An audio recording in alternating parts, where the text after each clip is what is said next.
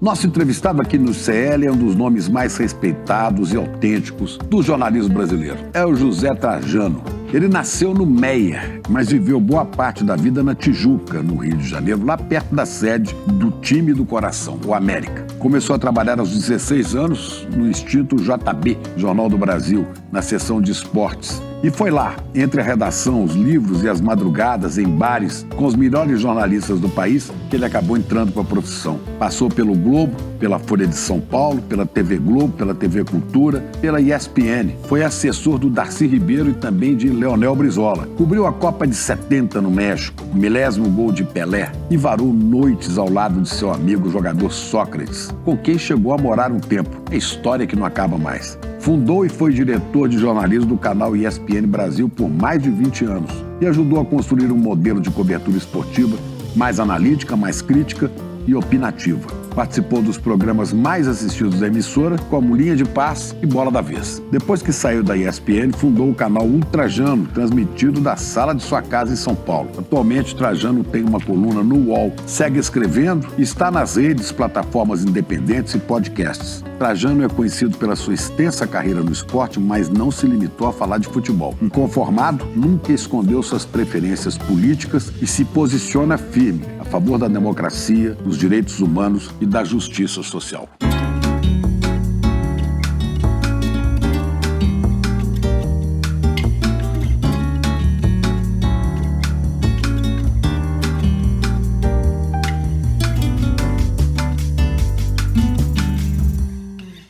Coisa boa te receber aqui, Trajano. Primeira vez que você vem ao ICL, né? Maravilha. Mas eu vejo muito, né? Acompanha? Fisicamente é a primeira vez, mas acompanho. Pois é. E dou meus parabéns pelo Muito trabalho. obrigado. E eu começo falando com você de futebol, mas não é só de futebol. Aliás, nem é de futebol. A gente viu há pouco tempo aí a entrevista, aliás, o interrogatório do ministro Alexandre de Moraes ao Jair Bolsonaro. E o Bolsonaro repete aquela mania, né? Oh, sempre nas 4 linhas. É tudo dentro das 4 linhas. É verdade. Né? E aí ele falou em determinado momento, pois é, o Alexandre de Moraes reproduziu o que ele havia dito antes, né? Toda vez que a gente está para marcar um gol, o juiz vem e dá impedimento, roubando. A gente dribla na área, ele marca impedimento. Jogar contra o juiz é fogo. Ele mistura esse negócio de futebol e política. Mas ele se preparou. Num cinismo atroz, né? Então você vê que ele estava de terno, elegante, cabelo penteadinho, falando manso. Pedindo desculpa, tentando brincar, convidou sacanamente o Moraes, o Xandão, para ser vice-presidente, candidato junto com ele como vice-presidente. Em 26, que ele não vai disputar. Que ele não vai, né? Mas o Xandão, muita gente criticou a postura do Xandão, sem saber que nesse tipo de arguição ou de conversa com o réu, o relator não pode interferir, ele mesmo falou isso. Ele não pode contestar. Ali a chance que o réu tem... É o momento da defesa. De se explicar, no caso dele, contar todas aquelas mentiras, não é? E ele fica ouvindo, porque tudo aquilo vai servir de base para o relatório final e para a condenação. Que eu até li hoje, que tomara que aconteça, pode acontecer até antes, mas pelos trâmites que estão sendo... Tem 15 dias para isso, 15 dias para cá, 5 dias. Em outubro vai estar em cana. Eu acho que a coisa agora vai andar rápida. Está andando rápido. Não é? Mas ele vai misturando essas coisas e ele começa o depoimento, que você assistiu também, respondendo o interrogatório, ele começa fazendo propaganda da maravilha que foi seu governo. Enfrentamos uma Covid, enfrentei uma pandemia, enfrentou nada. Não, cara de pau dizer que enfrentou a pandemia, eu acho que foi o pior momento dele. Ele é responsável pela morte de mais de 700 mil brasileiros. Se não foi por todos, pelo menos, se for 10%... 10%, né? Mas ele tentou usar ali o momento para fazer propaganda no governo, que certamente vai ser picado, cortado, usado muito na campanha eleitoral, não dele, mas de alguém dele. Ou do filho, ou da mulher, ou do vizinho. Pode ser o Tarcísio, né? Pode ser o próprio Tarcísio, que tenta se esconder. O Tarcísio é aquele que ele tem vergonha, mas precisa e não tem vergonha. Ele faz o jogo duplo ali, né? Ele é bolsonarista e diz que não é, ou tenta não ser, mas é. O Bolsonaro se preparou para esse interrogatório no Palácio dos Bandeirantes, na Foi. casa do Tarcísio de verdade. São Paulo. E foi bem preparado. Pro objetivo dele, ele acha que saiu bem, mas perante a justiça, ele saiu muito mal, como um festival de mentiras e cinismo. Agora, você não acha que ele se queima com o eleitorado dele quando ele andou muitas vezes aí batendo, chamando o Alexandre de Moraes de canalha, depois dizendo que o Alexandre tinha recebido 50 milhões de dólares, que o ministro Fachin recebeu 30 milhões, que o ministro Barroso, se não me engano, também recebeu 30. Depois que não tinha prova, era uma... Depois ela aparece Era uma conversa. Não, eu falei, o que é? Não, é minha retórica. Você tinha indícios disso, prova? Não, isso eu não tinha. Mas ele pode se queimar não por isso. Ele pode se queimar porque eles chamam de malucos aqueles que foram para a rua, para as portas de quartel, pedindo intervenção militar, a favor do golpe, que era o pessoal dele. Então aquele pessoal que passou muito tempo indo para a porta de quartel, indo no dia 8 de janeiro para fazer aquela coisa horrorosa lá em Brasília, ele chamou de malucos. Os caras fizeram tudo em favor dele. Agora, eu não acredito também muito que essa gente, mesmo sendo chamada de maluco por ele, vai arredar pé da fidelidade que tem com ele. Porque nós temos visto cada coisa horrorosa. Porque vamos partir do seguinte princípio: o sujeito que apoia o Bolsonaro é um negócio inacreditável. Né? Não é porque ele falou isso diante do Xandão ou falou aquilo diante do Xandão. É o sujeito que acompanha o Bolsonaro de tudo que ele vem falando, de coisas terríveis. Ou é ignorância, no sentido de ignorância a todo não vapor. Não saber, ou é mau caratismo mesmo, Sabe? né? As pessoas acompanham e é um mito. Para elas é um mito. Mas esse mito, aquele que desafiava o ministro Alexandre de Moraes, que gritava, que xingava, não vou respeitar mais, não sei o quê, e depois chega lá, né, mansinho. Mas vão dizer que ele se comportou bem. É. Para eles tudo funciona. O que ele fizer, nós estamos Pedindo vivendo um momento... desculpa. Não, mas tudo bem. Agora, é o vão mesmo, dizer que ele era elegante, que era um sujeito que sabe pedir desculpa, que ele não tremeu diante do Xandão. Vão dizer tudo isso. Pois é, mas eu me lembro que ele começou, inclusive, comparando o governo dele ao governo do Lula. Várias vezes ele Tragédia, fez isso. né? Várias vezes ele fez isso. E eu pego para comparar o depoimento do Lula, o interrogatório do Lula diante do Sérgio Moro, né? O Lula altivo, dizendo: o senhor ainda vai engolir isso, aí você vai ter que pagar ainda pelo que está fazendo e tal. E o Moro se desgastou depois com isso que a gente viu. Nós estamos falando de uma figura abjeta. Abjeta, Né? figura abjeta. Essa figura que quase foi presidente da República. Quer dizer, Sim. quase. Ia ser candidato, teria chance de ganhar, porque em um determinado momento ele foi alçado a ser uma grande figura nacional. Não é? Então, pensa bem. Mas com desassombro, o Lula se postou diante dele, Não, sim. com coragem, falou o que tinha que falar, enquanto o Bolsonaro se acovarda, né? Mas eu acho que o povo dele, que é o povo que reúne, esse grupo que reúne muita gente, milhões, não se deixa levar por isso. Tudo que ele faz, eles acham sensacional. Exatamente, por isso que eles elegeram Damares para senadora, o Tarcísio para governador, o filho como um dos deputados mais votados do Brasil, esse Dudu Bolsonaro, não é? Então, Cláudio Castro, no Rio de Janeiro, Zema em Minas. Esse Zema eu vou te contar também. Você que não é mineiro, mas é mineiro e ganhou o título de cidadão mineiro, eu vou te contar, essa figurinha, essa é triste, hein? Ele, agora o Caiado também, negando o golpe de 64, que não houve ditadura. Pois é, o Zema nasceu em outubro de 64, eu fui ver. Depois do golpe, né? Então ele não sabe bem o que passou, mas podia ter aprendido, né? Agora, um cara que, para aparecer, come banana com casca para fazer um vídeo e viralizar. Agora, a nossa sorte, Agora, talvez... lá no lugar que ele está sentado, já se sentava Tancredo Neves, Sim. Juscelino Kubitschek. Você consegue imaginar Leonel Brizola para aparecer comendo, o professor Darcy, que você trabalhou, Não comendo banana com casca? Não posso imaginar. Só uma besta quadrada como o Zema para fazer uma coisa dessa. Não, mas aparece, né? Ganha seguidores. Aí é que tá. O que eu quero dizer é que a nossa sorte, talvez, no ano que vem, seja essa pluralidade de candidatos. Vários querem ser. Caiado Que a lançou direita a candidatura tem, dele, da direita. O Assis, Zema quer ser Zé. candidato, o Tarcísio. Eles podem se compor no final. Não é? Não, Mas no quem vai- segundo turno eles se juntam todos. mas quem vai decidir isso é o sujeito que manda no país da política brasileira, que é o Kassab. É impressionante o Kassab, o poder que ele tem de botar um pé em cada canoa, de ter um partido que tem o maior número de parlamentares. E não é que ele fique bem com todo mundo, mas ele é ouvido por todos esses caras. Você não sabe direito qual é a dele. Quer dizer, ele está sempre nos bastidores, Está sempre se articulando, né? ele articulando. Mas eu volto ao Bolsonaro. Esse Bolsonaro, né, que fica acovardado diante do Alexandre de Moraes, é aquele mesmo cara que está numa cama de hospital e dá um esculacho numa pobre de um oficial de justiça que foi lá levar uma intimação do Alexandre de Moraes. Mas eu vou repetir Aí a ele é você. macho, Eu aí acho ele que grita. isso causa espécie para nós. Nos irrita. Que temos vergonha nos na cara. provoca. Nós temos vergonha na cara, temos caráter. Para o pessoal dele, não. Para o pessoal dele, eles acham legal, um barato isso. Porque senão não votavam nele. Nós ganhamos a eleição por isso aqui. Nós ganhamos a eleição por isso aqui. Tivemos que nos esforçar ao máximo. Fazer de tudo para ganhar a eleição. Mais um pouquinho ele ganhava.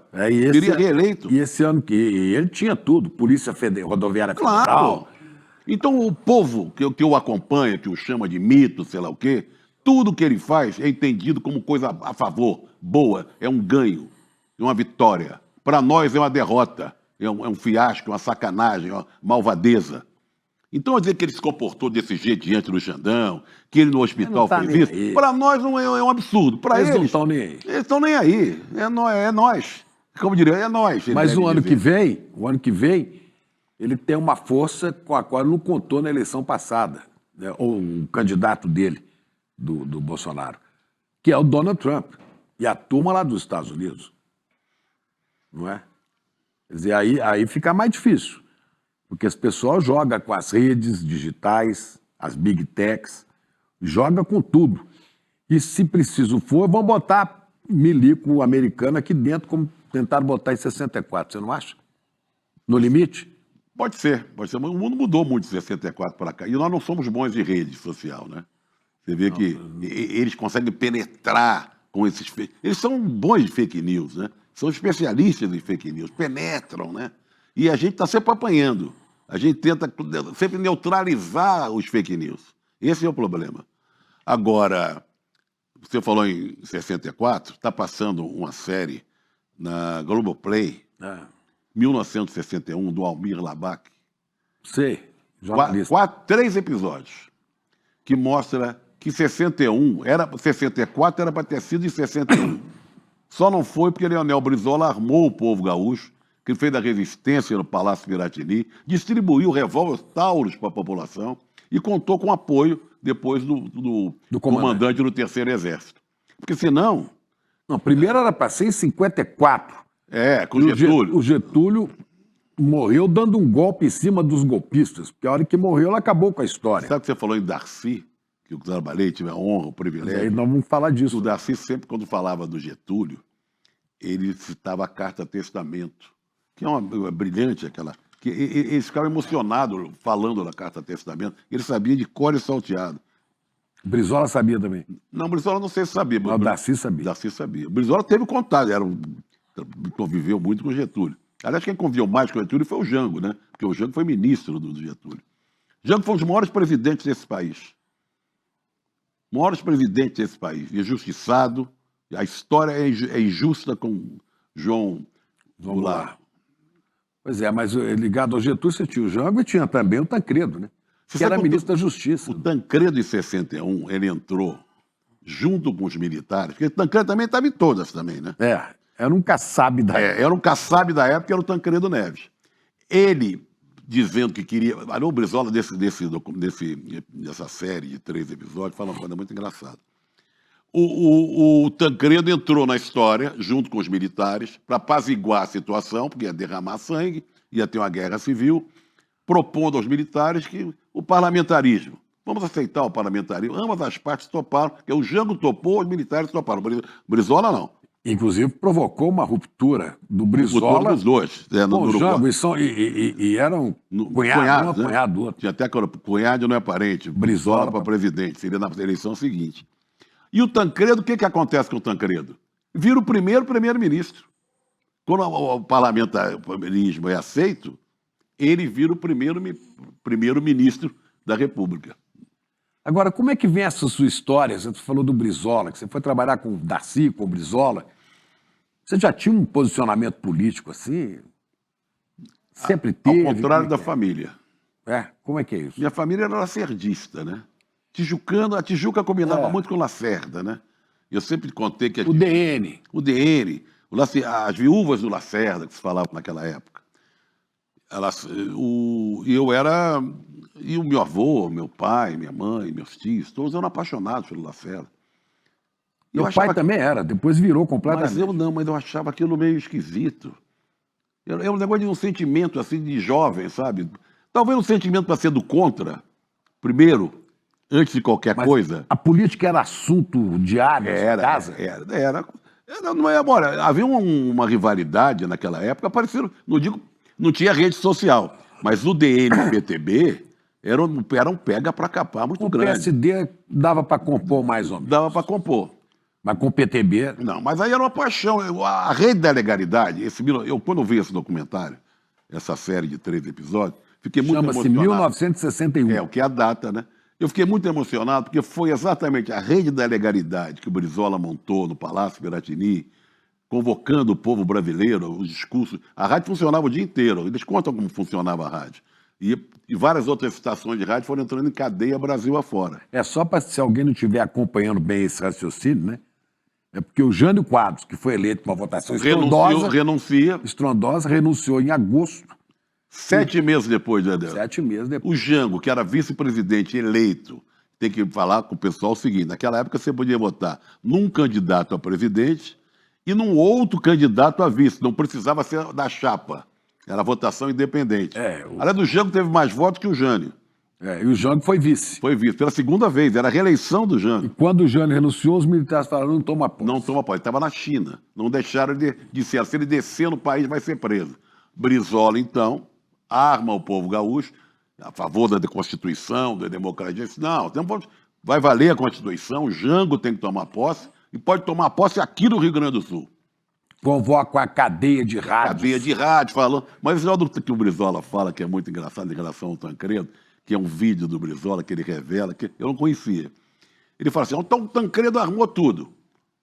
O Jango fez uma viagem imensa, saiu da China, foi não sei para onde. Uruguai. Estados Unidos, até chegar no Uruguai. O Jango no Uruguai esperando uma definição. Para poder entrar no Brasil e não ser preso, né? Não ser preso. O que ia acontecer? O pau ia comer, os militares queriam, com aviões, jogar bombas no Palácio Piratini. Havia isso. Palácio onde o Brizola era. Onde o Brizola estava falando do governo dele. Falando para o povo brasileiro, com a rede da legalidade. Aí o Tancredo resolve, aí o Brizola que conta isso, resolve ir ao Rio Grande do Sul para conversar com o Brizola. Achar uma saída negociada. Aí ele fala assim, um avião dele sobrevoou. Eles limparam o aeroporto. O Brizola que falou. Porque o aeroporto estava todo... Sobrevoou. O aeroporto estava todo fechado para ninguém... Porque essas forças que queriam jogar bombas no palácio não pudessem posar ali, né? E depois ir embora e tal. Aí ele disse que o avião que levava o Tancredo sobrevoou e foi embora. Ele falou, ele sentiu o que eu ia fazer. Eu ia convidar ele para ir para o palácio e aí ia deixar ele quietinho aí por alguns meses. Ele ia prender o Tancredo. Seria o refém, o ideal dele, né? Aí o pau ia quebrar de vez mesmo. Mas o Tancredo acabou conseguindo negociar com o Jango. O Kassab da época. Né? Negociou com o Jango uma saída. Né, de Brizola e Jango romperam por causa disso. E demoraram muito para voltar a se falar. E ficaram morando no Uruguai há muito tempo. Eram praticamente quase que vizinhos, né? Mas cada um na sua e todos naquela. Pois é, nesse momento, você tinha 15 anos, né? Você tinha 15 anos. Nesse momento, você já tinha uma simpatia pelo Brizola, você não estava entendendo nada? Eu não entendia tanto, mas tinha uma enorme simpatia e uma paixão. Vamos E a dizer. família toda ali torcendo pro A Lacerda. família detestava o Brizola, porque o Brizola era o cara mais detestado Era no um Brasil. comunista, horroroso. Sabe, o jeito... Não era nem chamado de comunista, era getulista, sabe? Não era nem chamado de esquerdista, era uma coisa meio... Eles achavam uma coisa meio nojenta. Mas lá em Minas a gente via, eu tinha uma tia que participava daquele negócio das mulheres de Minas com Rosário, Tá, udenistas também, católicas, aquelas ligas católicas, né? E ela achava que o Brizola ia trazer o comunismo para o Brasil. Mas, aliás, o que os militares alegaram, sempre o comunismo, né? Como se tivesse o comunismo tivesse aí à beira da gente. Para não deixar o Jango tomar posse, é que o Jango ia instalar o comunismo no Brasil, no lugar se tomasse posse como presidente. Esse foi o grande argumento usado pelos militares para tomar o poder. E o Jango não tinha nada de comunista. Nada, era um Inclusive, fazendeiro do Rio rico, Grande do Sul, rico, né? Tinha uma instância enorme. riquíssimo. E ele tinha. O governo ia tomar as reformas de base, eram reformas que ele anunciou no chamado famoso comício da Central. Esse comício da Central reuniu milhares de pessoas. Que foi praticamente ali o estupim do Foi golpe de estopim. 64. Ele anunciou que ia fazer a reforma agrária, as Ia terras. fazer a reforma agrária à beira das À estradas, beira das estradas. em áreas de domínio territorial da União. Então mas foi o estopim, o famoso comício da Central. Pois é, mas aí você então já tinha essa simpatia Já pelo tinha, Brizola, já tinha. pelo Jango, E segui. e aí você começa no jornalismo em 61, né? me falou. 63. No JB, no Jornal do Brasil. Que era o grande jornal da época, né? Mas você entrou mexendo com política? Não. Eu tinha um primo, Luiz Orlando Carneiro, Eu conheci. conheceu? Que era chefe de reportagem, grande Depois conhecedor ele de foi jazz. editorialista do Foi Jornal do Brasil. editorialista, um grande conhecedor, tinha livros sobre jazz, então, sempre de bom gosto, assim, mas sempre de direita também. Mas eu gostava muito dele. E meu pai perguntou uma vez ao Luiz Orlando se não tinha alguma coisa para mim lá no jornal. Aí o Luiz, passa lá. E quando fui para a redação, eu não achei que eu ia ser repórter. Passa lá, eu passei lá. Você tinha 16 anos. Não sei o que eu ia fazer. Estava estudando, estava fazendo... Estava no São Bento, tinha saído do São Bento.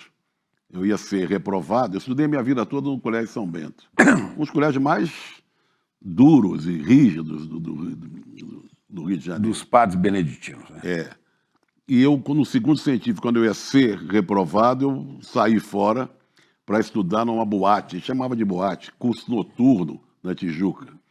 Então, eu estava criando muito problema em casa. Aquele garoto, o jovem... Bota esse menino para trabalhar. né? Bota ele, vai lá. Aí eu fui lá, sei lá o que eu vou fazer, vou ser contínuo, não sei. Aí eu falei, não, você gosta muito de esporte, né? Eu falei, claro, pô. Então passa lá no esporte que eu vou te apresentar lá. E me apresentou no esporte. Aí eu fui adotado pelo pessoal, todo mundo era muito mais velho do que eu. Marcos de Castro, Dácio de Almeida, Ademário Toguinhó, João Máximo. Aí começaram a sair junto com eles, com alguns repórteres para fazer matéria. Sempre sobre futebol. Sobre futebol. No Jornal do Brasil, eu tive uma pequena participação no Caderno B, era na época de Carnaval.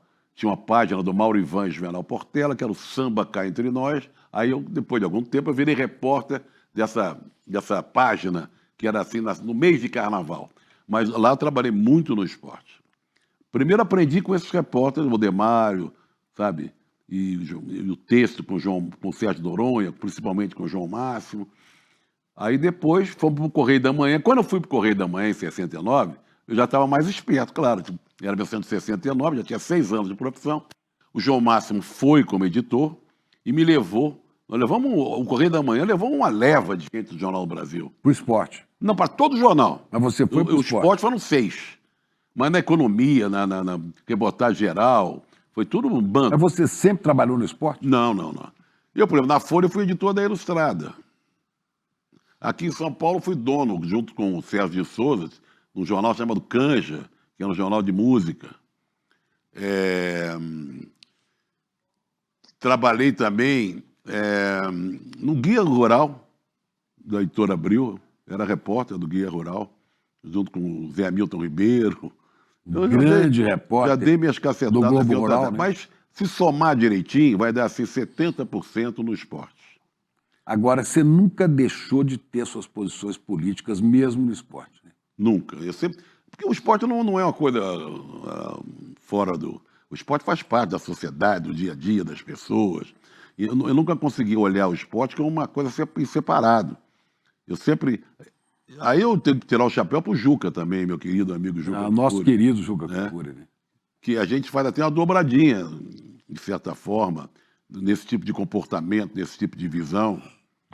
As pessoas nos confundem, às De vezes. assumir posições Políticas falando em programa de esporte. E outra coisa, e assumir o time para que torce, coisa que ninguém faz Exatamente. na imprensa, né? Ele dizendo que é corintiano, você dizendo que é América do Rio. Né? E tinha um tipo de comportamento... Eu digo sempre que eu sou atleticano. Não, a pessoa acha que é disfarce torcer pelo América, porque hoje o América está numa draga de fazer gosto. Mas quando eu escolhi o América para ser... Eu era fluminense, garoto. Virei casaca, naquela época eu podia virar casaca. Muito jovem, né? Agora não. Agora pega mal. Coroa, virar casaca é mau caratismo. Mas então, eu vou te dar um exemplo de uma coisa que não é política partidária, mas é um ato político. Quando eu era editor de esporte da Folha, eu fui por 3 vezes diferentes. Eu pedi demissão, primeiro contar isso. Quando Cláudio Abramo, era o diretor de redação, foi afastado pelo seu Frias, o velho Frias, por pressão do Hugo Abreu, que era o chefe da Casa Militar. General. Ele afastou o Cláudio Abramo da direção de redação, tirou o nome dele do expediente na primeira página, tirou o Diniz da chefia da sucursal do Rio, fez uma reunião com todos os editores no final da noite, todo mundo fechava as suas editorias, subiu para conversar com ele. Foi até um dia diferente, mandou servir o uísque, ele descalço. Ele era um homem sóbrio, descalço. Falei, alguma coisa vai acontecer. Aí ele comunicou, olha, eu sofri muita pressão, não quero E por que ele estava descalço? Não sei, porque ele estava, sabe, descalço de meia só, né? Sim. Muita vontade, assim, mas eu nunca vi ele desse jeito tão, assim, era um momento diferente. Mandou servir o uísque para todo mundo. Nossa, meio... Falou, olha, eu estou afastando o Cláudio, tirando o Dini, e peço a vocês que amanhã, o jornal já tinha fechado, vocês na redação avisem aos seus comandados que nada vai mudar, o jornal continua e tal. Aí eu, o idiota aqui, falei, eu não concordo, não. Eu não vou falar nada amanhã, não. Mas o que é? O esporte não vai acontecer nada. Digo, para mim vai. Vim aqui para trabalhar com o Cláudio Abramo. Se ele está sendo afastado, eu vou embora. Foi o único editor que pediu demissão, em solidariedade ao Cláudio Abramo. Quem pode testemunhar isso? Pediu demissão. Pedi demissão. Coisa que não existe. Isso naquele tempo existia. E depois que eu pedi demissão, comuniquei no dia seguinte à equipe, mais 3 ou 4 pediram solidariedade a mim. Naquela época tinha essa coisa de cartela de cartas, né? Hoje ninguém pede mais demissão e solidariedade a ninguém. Mas quem estava na reunião, porque além dos editores, estavam os colunistas, Eduardo Matarazzo Suplicy, que era colunista de economia, que foi na minha casa no dia seguinte, solidário. Falei, você está maluco? Não, estou maluco, não. É isso que eu queria mesmo. Então, Eduardo Suplicy era... colunista de economia da Folha. Muito bem, mas devo te dar um exemplo da postura aí concreta no jornal. Quando o Brasil, eu não me lembro que Olimpíada foi, eu acho que talvez ter sido de Moscou, tá? O Brasil foi uma decepção, eu acho que não ganhou medalha nenhuma, pouca coisa, um papel ridículo na Olimpíada. E aí, no último dia, eu trabalhei 3 vezes e essa foi a última vez eu fui demitido. As outras vezes eu pedi a demissão, né? Mesmo que eu pedi demissão, depois me chamaram de volta. Olha só, é sempre assim. Quando estava o Boris de editor. Aí eu falei, pô, Brasil, que vergonha o Brasil, né? Que merda, né? Aí o Jornal da Tarde fazia umas capas maravilhosas, que era uma capa pôster, lembra disso? Uhum. E o caderno de esporte que a gente fazia era meio Jornal da Tarde, fugia da diagramação da Folha, como se fosse um caderno independente às segundas-feiras. Tá? Eu fazia a capa do caderno. O caderno, quando eu cheguei, tinha 6 páginas, já tinha 12. Aí o que eu fiz? Botei uma foto do Major Padilha, página inteira. Ele era o presidente do Comitê Olímpico, como se fosse o Nusman da época. Sim, era como do COB. Silvio Padilha, major do COB, uma foto dele assim, cara amarrada, encostado na parede. Aí um pequeno editorial embaixo, ô Major, seu tempo já passou, vai pro inferno, sei lá. Vai pra casa, Padilha. Aí botei o título, Vai pra Casa Padilha, Que era uma que era o piada. personagem do Jô Soares. Eu ia perder a piada, né? Não. Eu botei isso aí por causa do Vai pra Casa Padilha. Isso entrou na história. Jornalistas velhos de Não esporte. deu problema pra você, não? Deu demissão. Deu demissão. Demissão. Padilha ligou pro Frias, o Otavinho ficou indignado, porque eu não comuniquei a ele, ele estava de plantão na redação, ele passou por mim, aí tudo bem, amanhã, no jornal? Ele foi embora, o esporte era o último a fechar. Não, tudo normal. Ele achou que foi uma traição, botar Vai para Casa Padilha, mas é uma postura política. Na hora que você bota o Vai para Casa Padilha, é um gracejo, uma brincadeira, sei lá o quê, uma oportunidade interessante, mas tinha um fundo ali de pegar o militar e dar uma porradinha nele. O jornalista esportivo era tratado como um cidadão de terceira classe. É o cidadão que não tem posição. O cara é alienado, às vezes ele não quer saber de nada. Mentira! Claro que tinha alienado, como tinha alienado e safado fazendo política, na economia, a favor da ditadura. Tão alienado quanto. Então, eles sempre se confundiam durante muito tempo que o cara que trabalhava no esporte era um alienado, não estava nem aí para a política. É porque ele não escrevia sobre Porque não escrevia sobre aquilo, mas o comportamento dele como cidadão era outro. era outro. Mas não deixava transparecer no Porque texto. ele tratava do treino do Corinthians, da seleção brasileira, Do Flamengo, do né, essa coisa toda. Atlético, Cruz. Pagamos muito preço disso. Pois é, mas os jogadores também não se manifestavam tanto. Até hoje, mas de certa O primeiro que se manifestou e causou uma celeuma danada foi o Pelé, quando falou que durante a ditadura que a gente queria votar e não podia, né? E ele falou, brasileiro não sabe votar. O Pelé tinha umas frases. Teve uma que eu cobria o milésimo gol dele dentro de campo. Aquela imagem que O mostra. Vasco, goleiro Andrada do E, Vasco. aliás, não foi pênalti. foi? Arrumaram um pênalti. O juiz era Armando Marques? Não me lembro quem era o juiz, mas tem o Andrada só com o chão, né? É. E depois ele foi dedo duro da ditadura argentina, o Andrada. É. Quando ele acabou a carreira, ele voltou para a Argentina, depois descobriram que ele era dedo duro em Rosário Central. Mas aí, quando ele faz o gol, uma multidão que está atrás do gol, de jornalistas, entra e invade o campo. Eu sou um daqueles. Ah, você está ali. Você vê ele falando, eu dedico esse gol às Olha, das criancinhas. As criancinhas do Brasil. As crianças, com a bola, as criancinhas e tal. O Pelé apanhou muito por nunca ter assumido vamos dizer, temos racistas, por exemplo. Ele nunca se comportou, nunca teve opiniões fortes, Não, sempre... sabe, do preconceito, sobre o preconceito racial, a perseguição ao negro, e depois politicamente, ele sempre compôs. Mas era um sujeito, mas o Pelé era uma figura completamente única. Acima do bem e do mal. Exatamente, eu acho que sim. Não é um Neymar. Hoje em dia os jogadores não se manifestam muito, poucos se manifestam, a maioria é reacionária, sabe? A maioria é bolsonarista. Impressionante a quantidade de evangélico, neopentecostais e tal, nos campos de futebol, né? Todo mundo que você entrevista depois do jogo, primeiramente eu quero agradecer a Deus. Quando ganha, quando perde, não agradece, não. Até aquelas criancinhas que eles vão de mão dada com o jogador, tira a mão e faz assim. Faz assim. E a primeira coisa, depois de um grande jogo, você faz um baita gol, uma baita vitória, você quero agradecer a Deus. A Deus pela vitória que nós tivemos. Né? Como se Deus estivesse no time dele e não no O outro que perdeu pode dizer, eu quero. O pessoal está agradecendo a Deus, mas Deus não olhou para mim aqui, nós perdemos de 3-0. O que nós fizemos de errado? O que nós fizemos de errado? Nós estamos vivendo um mundo que virou essa... Né? Aí sim, essa polarização, né? Essa questão da religião, da fé, quem não tem fé, quem tem. Mas você vê que o último IBGE, de uma forma surpreendente, mostrou que não houve esse avanço dos evangélicos como se esperava. Eles cresceram, mas... Cresceram, mas a expectativa é que eles fossem crescer mais ainda, superassem até os cristãos, né? Os católicos. Os católicos. E o pessoal de Umbanda, religiões afro, crescendo, as pessoas se manifestam. Porque as pessoas agora até se manifestam também, né? Pois é, uma coisa curiosa, o futebol... Né? A partir do Pelé, inclusive, né? Está cheio de jogadores negros, brilhantes negros, né? E você nunca vê, é raríssimo você ver algum jogador professar uma fé de religião de matriz africana. A única coisa que está acontecendo agora, Não isso são- é muito bom, é o jogador que é ofendido, que é xingado, ou por torcida ou pelo companheiro, o adversário, ele se manifestar, protestar e ir até a delegacia, avisar o juiz. Houve recentemente o jogador de São Paulo, aquele paraguaio Bobadilha, né? Então, isso está acontecendo. Tem um depoimento de um garoto do Palmeiras, acho que é Luiz, se não me engano, que aconteceu lá no Paraguai também. Ele dando uma entrevista chorando, uma coisa compulsiva. Né?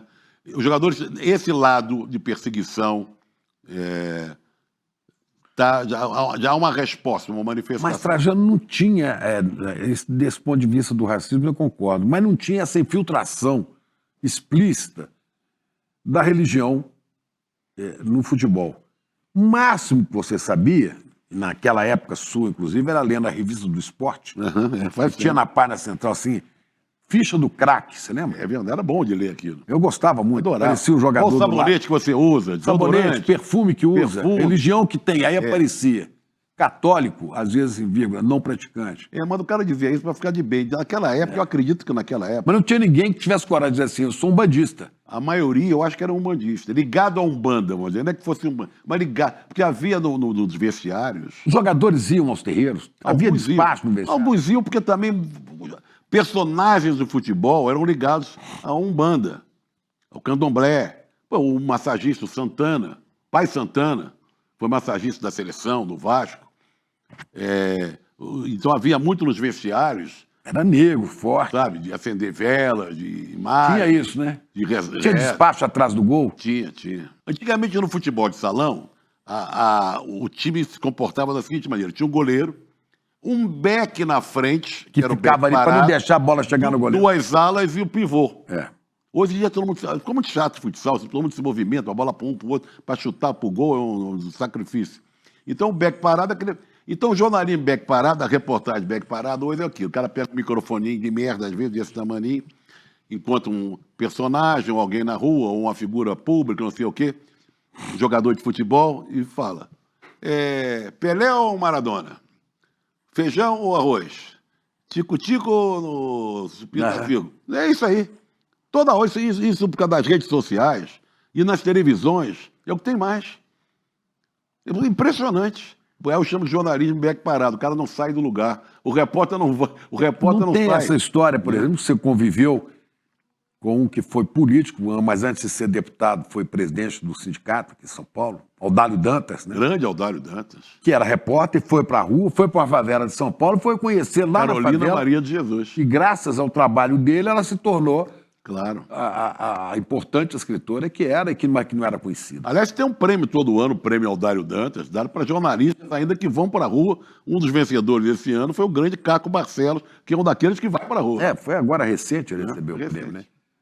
Mas agora isso é a morte do jornalismo, porque o jornalismo vai virando essa coisa das redes, as pessoas, o sujeito vai fazer uma reportagem, ele trabalha em cima do Google, do Wikipedia, da inteligência artificial. Não, sei lá. Teve uma época, você vai lembrar bem disso, que falava que era o New Journalism, que era o jornalismo literário, né? Baseado na experiência dos Gaitalize, desses americanos, que tinham bons textos e as matérias compridas. Como o Piauí faz um pouco isso. As matérias mais compridas, mais extensas, realidade. Mas os repórteres da Piauí, como da Realidade, aquela revista famosa dos anos 60, eles vão a Piauí, vão ao local, vão conversar com as pessoas. Né? Aliás, para quem não leu, que leia Aos Olhos da Multidão, do Gaitalize, a reportagem, né? Porque aí dele entrevistando o Frank Sinatra, que ele não entrevistou. Entrevista que não aconteceu. O Frank Sinatra está resfriado, é o nome da reportagem. E ele vai entrevistar num bar que era do Sinatra e fica meio de longe, porque o Sinatra estava de mau humor, porque estava. Você imagina, The Voice gripado, perdendo a voz, o bom humor que o Sinatra era meio esquentado, né? Então ele descreve a reportagem, ele não entrevista o Sinatra, mas ele descreve toda a situação em volta, comportamento das pessoas que falavam com ele, com o mau humor dele, o jeitão. E fica é uma obra-prima da reportagem. Agora, você pergunta se acabou. Não acabou. Quando começou Não, não é que chegou a acabar, não, Mudou. mas está caminhando para acabar. Não, né? não digo para acabar, mas mudou demais. São os novos tempos. Novos tempos. Você que viveu os anos 60, eu também. Quando você olha... Nos anos 60 está aqui o livro, né? Tá aí, deixa eu mostrar aqui, Olha ó. Aqui, ó. José Trajano, 1960. Esse garoto aí sou eu, hein? Aí, ó. Aliás, tem uma foto aqui. Esse livro está sendo lançado agora, né? Tem uma dessas fotos. Obrigado, que você já aparece trouxe aqui. isso para mim. Vou já dar para ganhei. você, tem que autografar. Tem uma foto, não dessas aí, mas que vai aparecer daqui a pouco. Sérgio Cabral, Zico. Aqui em Rio das Flores, com Santos Dumont. Sérgio Cabral não é você. Sou eu. Tô- Mas vai aparecer daqui a pouco. Não, Não é aí eu com meu filho João, e eu na ESPN, mas é uma outra, que eu estou menino no Campo do América, que já acabou faz tempo, que é exatamente essa foto que foi trabalhada para virar do Piqueira, que é um grande artista gráfico, e fez essa capa aí maravilhosa. Quando as estrelas ficaram vermelhas. O livro conta. A Marcorde Tem um texto do do José. Mauro Betti. Coluna Trajano da Tijuca e da Nova Bossa do América, que fez o Rio em 1960. Sabe que eu me orgulho desse livro? O prefácio é do Luiz Antônio Simas, não é para qualquer um, né? Grande Simas, né? Que eu preciso até convidar para vir aqui. E a apresentação do queridíssimo João Máximo. Então, são melhores que o livro. O João Máximo escreveu um livro que Tá eu me lembro, fazendo não sei se 90 anos sobre, agora. sobre Noel Rosa, né? Biografia do Noel Rosa. Grande, a maior biografia. Não é do João Máximo? Falou 8 anos fazendo. Fez Maravilhoso. 90 anos agora. Eu estou no UOL, tem um programa segundas e sextas, ao vivo, com o Tirone, Arnaldo, Juca Kfouri, Mauro César, Danilo Lavieri. Tem uma excelente audiência, chama-se Posse de Bola.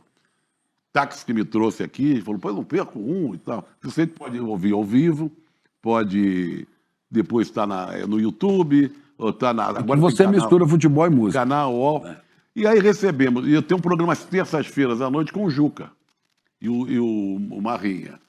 E aí um ouvinte lá mandou uma pergunta, porque tem um trecho que é efemérides e momento cultural do programa. Programa de esporte também. Programa de esporte, mas tem tudo isso. Aí ele mandou, aí eu vou passar a pergunta para você, que o Cito fez para a gente. Vocês acham que a trindade da música popular brasileira é Pixinguinha, Vila Lobos e Tom Jobim? Olha só, olha que pergunta difícil de responder, porque 3 gênios, né? É o seguinte, o Tom Jobim é o pai, não, o Vila Lobos é o pai, né? O Tom é o filho e o Pixinguinha é o Espírito Santo. Pode mais ou menos assim. Olha a foto ali, ó. Essa foto é aqui, ó. É da capa do livro. Da aí. capa do livro. Você no Campo do No América. Campo do América era de Campos Sales, antigo. Que nem existe mais esse campo. Eu tinha camisa do meu time, do Atlético e da seleção, né? Que a gente vestia na época. Hoje eu não vi essas camisas da seleção, porque não dá, eu tomei horror. Mas tinha camisa da seleção, mas não tinha propaganda. Hoje todas têm que ter propaganda. Não, e de Betis, né? E de betes. Você O sabe que é isso para você? Você sabe que o Senado... Isso não é uma profanação do esporte, do futebol? Olha, o Senado aprovou uma regulamentação nova das bets que estão infestando aí, desgraçando a vida de muita gente, né?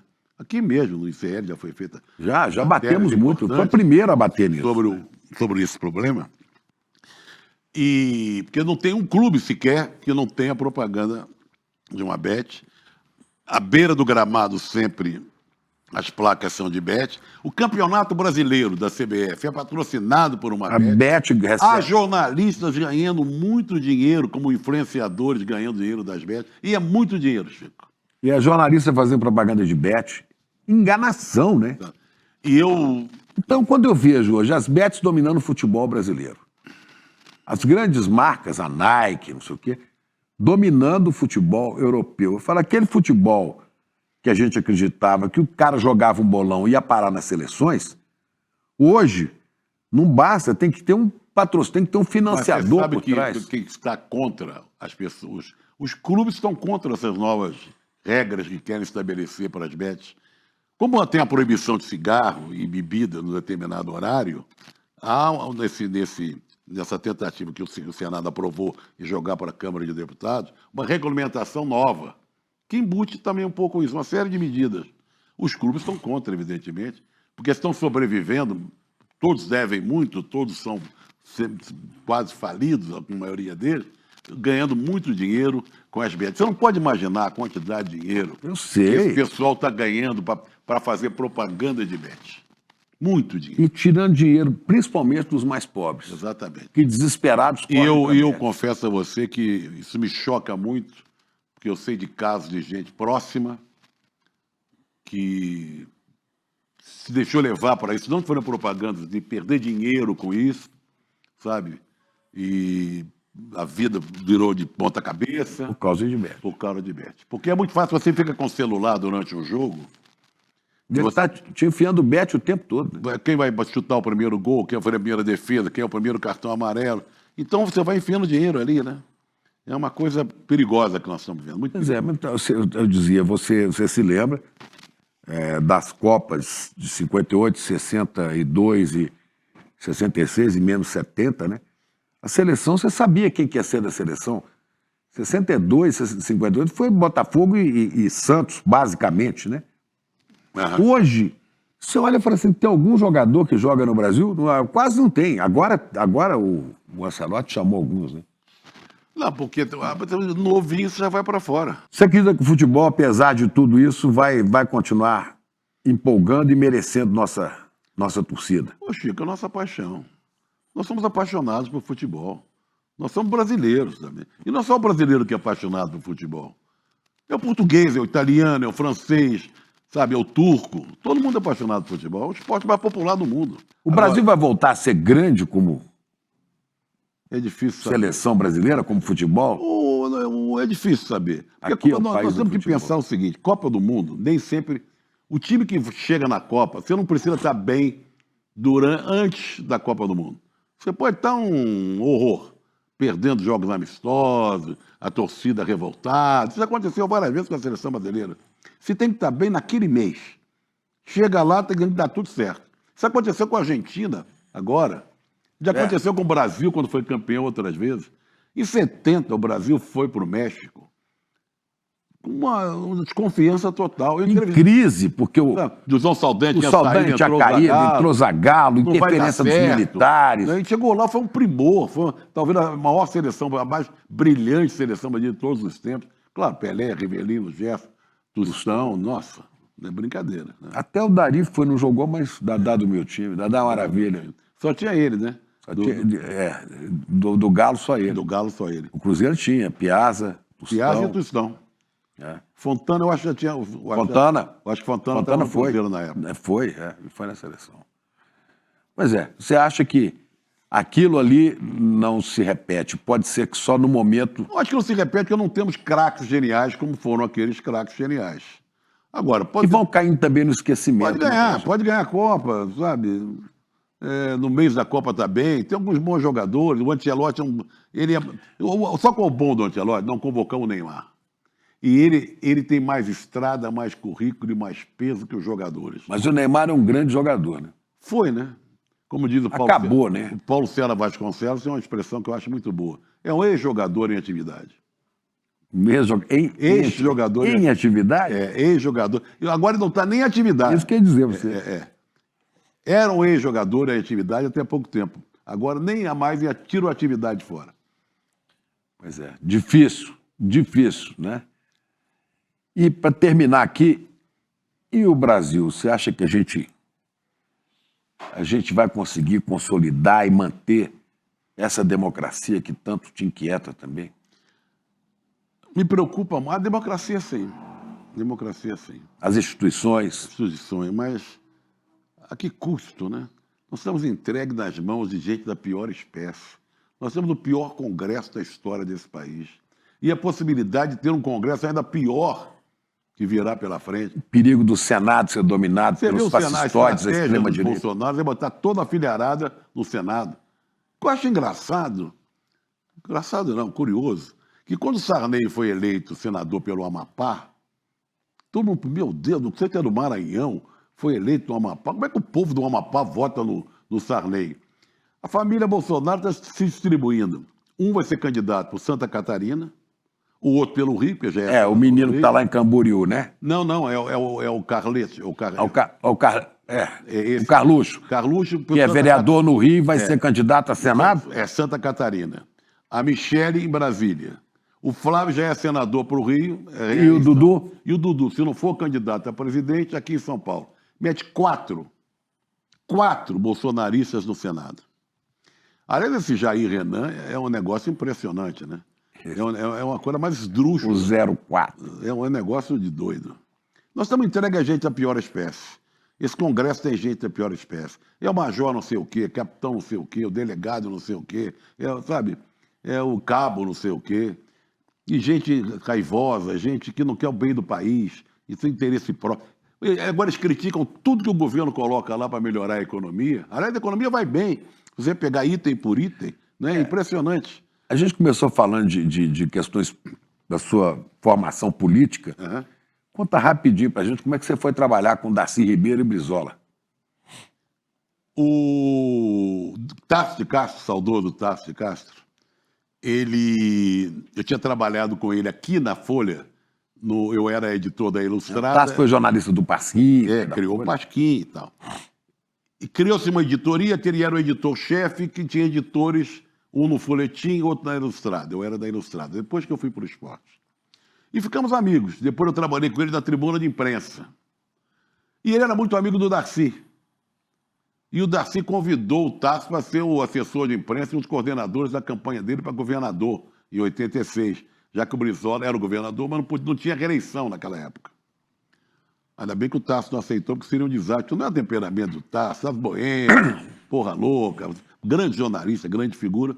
Aí ele teve uma ideia, Trajano, me levou o Darcy. Olha, eu não aguento, mas o Trajano eu acho figura peteca.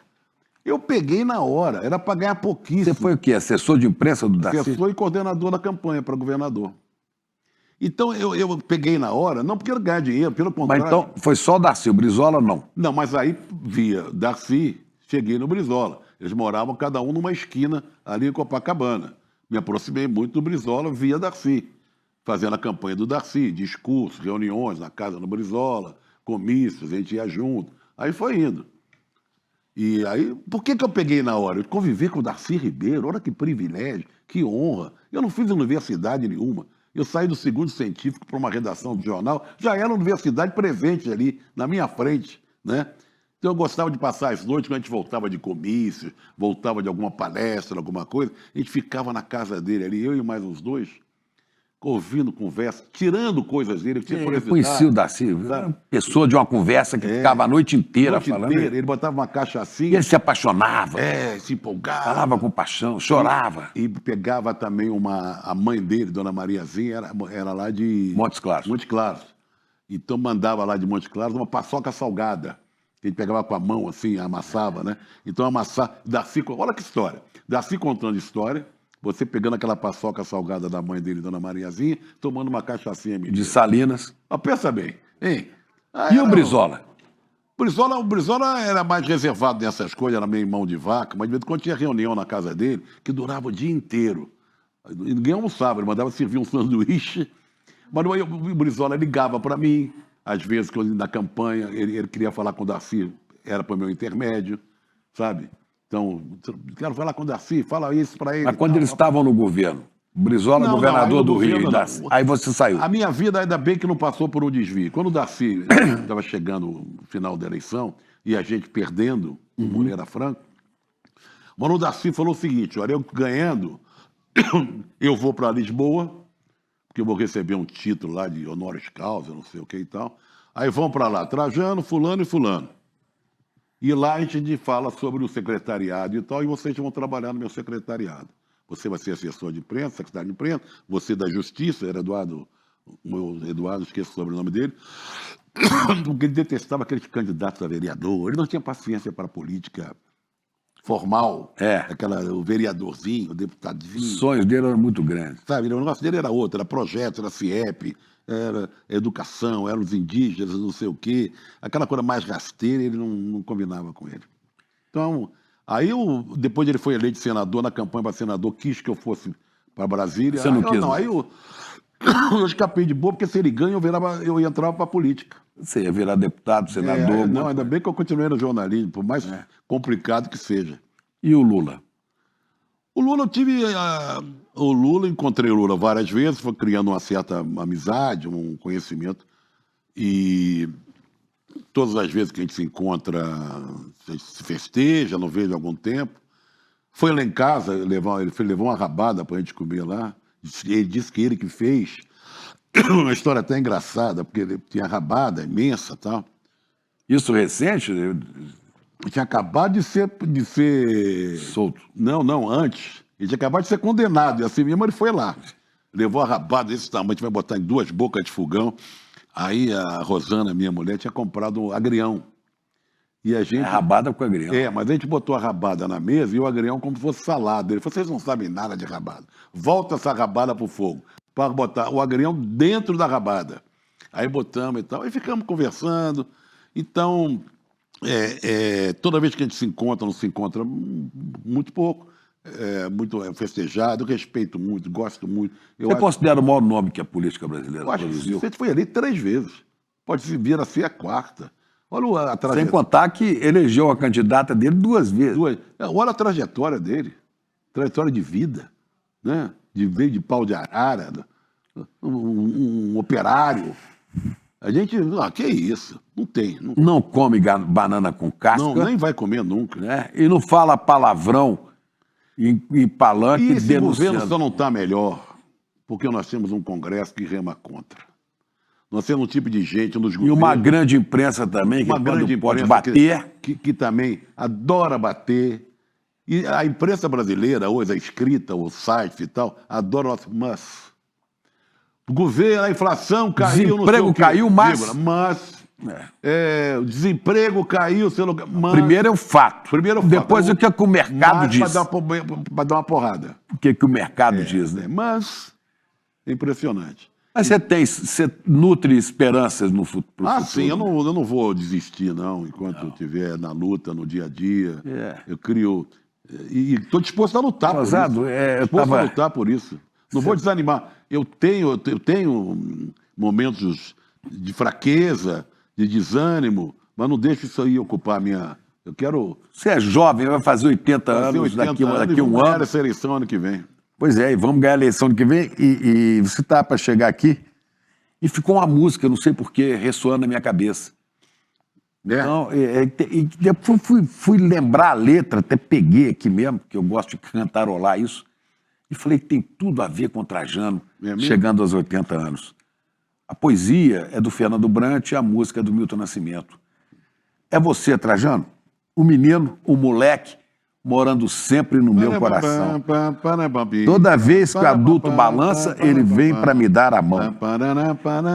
Há um passado no meu presente, um sol bem quente lá no meu quintal.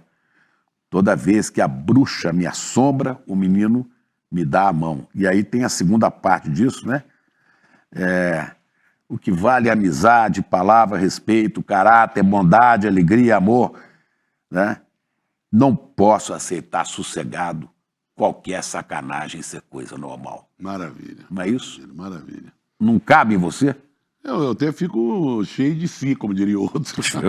Eu estou cheio de si. Eu estou cheio de si. Pois é. Não, muito bonito. Então é isso. Eu queria sempre, quando você fala de letra, né? Que nós falamos de compositores, nós temos os letristas, né? Eu fui muito amigo do Aldir.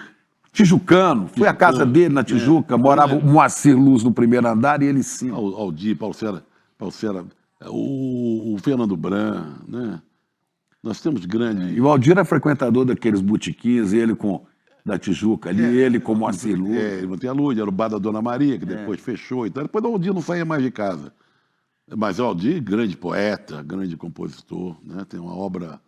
Um cara que escreve a fome tem que ter raiva para interromper. E teve o hino, nosso hino, né? O Bêbado Equilibrista. Bêbado Equilibrista. Chico, prazer em ver. Obrigado Salve demais, velho. Salve o Muito obrigado a vocês. Salve você, grande companheiro. E vamos em frente. E guia, estrela para nossa profissão. E não vamos desanimar, não. Seguimos você. Vamos lá. Vamos lá. Fala, turma. A gente teve no domingo uma das aulas mais importantes da história do ICL e também uma das que teve o maior público até hoje. Uma aula onde o professor João César Castro Rocha revelou em detalhes o plano em curso da extrema-direita no Brasil. E é um plano para semear o caos e colher o poder total. Se você não assistiu essa aula, você tem a obrigação de fazer. Isso porque se todos não souberem do que está acontecendo e se a gente não se juntar para enfrentar, a gente corre o maior perigo que já correu até hoje. A gente liberou o replay dessa aula para que você possa assistir. Bom dia, pessoal! Alô, alô, salve, salve! Eu sou a Gabriela Varela e esse é o Videocast em Detalhes. Essa é a gravidade da situação. Ele me viu, olhou no meu olho, já mandou ele atrás. O Instituto Conhecimento Liberta quer chegar ainda mais longe e para isso conta com você. Que eu já falei várias vezes, né? As urnas, elas funcionam. A denúncia foi recebida por unanimidade. Mas vamos lá. Alô, comunidade! Olá, boa tarde. Bem-vinda, Érica, ao ICL. Este é o Precisamos Conversar. Transmita os conteúdos do ICL. Fortaleça sua grade de programação com conteúdo de qualidade independente e transformador.